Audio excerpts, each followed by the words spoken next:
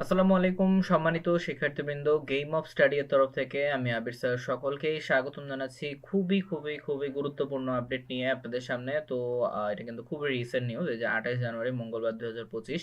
তো বলা হচ্ছে যে 7 কলেজের চলমান যে ভর্তি আবেদনের কি হবে এবং যা বলছে ঢাকা বিশ্ববিদ্যালয় কর্তৃপক্ষ। তো এটা নিয়ে অলরেডি আমি একটা ভিডিও কিন্তু করে রেখেছি, যে আপনারা মোটামুটি সকলেই জানেন। যারা জানেন না তাদের ক্ষেত্রে বলতেছি যে 7 কলেজের যে ভর্তি পরীক্ষা আছে সেটা কিন্তু নেওয়া হবে না, এবছর থেকে এটা কার্যকর করে দেওয়া হয়েছে, ঢাকা বিশ্ববিদ্যালয় জানিয়েছে।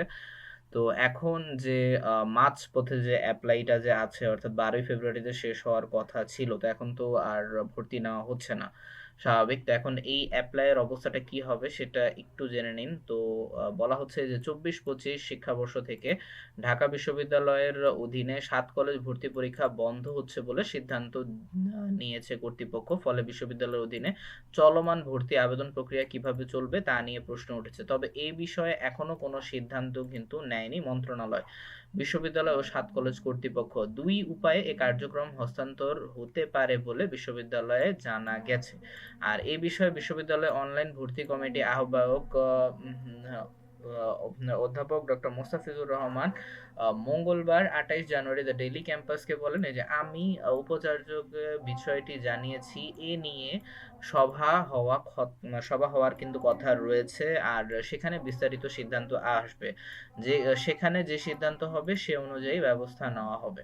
ঠিক আছে, দুই উপায়ে এ কার্যক্রম হস্তান্তর হতে পারে, এই যে জানিয়ে অধ্যাপক ডক্টর মোস্তাফিজুর রহমান বলেন, এখনই যদি তথ্যসহ সবকিছু তারা চায়, তবে যে অবস্থায় আছে আমরা হস্তান্তর করতে পারবো, অর্থাৎ তথ্য এই সেই যাবতীয় যত বিষয়।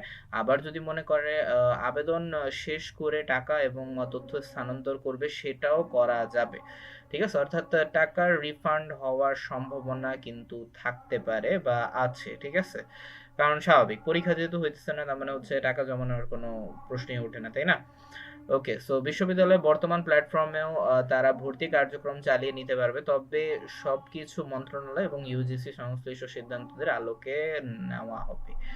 ওকে, সো এখনো পর্যন্ত কিন্তু সিদ্ধান্ত আসেনি। ঠিক আছে, তো এটা নিয়ে হচ্ছে সভা হবে যে আনুমানিক, কারণ আপনারা জানেন যে অ্যাপ্লাই কিন্তু এখনো চলতেছে। ঠিক আছে, বাট যদিও পরীক্ষা কিন্তু হবে না। ঠিক আছে, তো এখন একটু ওয়েট করতে হবে। যারা যারা অলরেডি অ্যাপ্লাই করে ফেলেছেন তাদের জন্য বলতেছি, একটু ওয়েট করো, আপনাদের টাকার হয়তো রিফান্ড হইতে পারে। ঠিক আছে, কারণ যে বিকাশ নাম্বারে আপনি টাকা পাঠিয়েছিলেন সেটার মধ্যে বলা যেতে পারে হয়তো রিফান্ড আসতে পারে।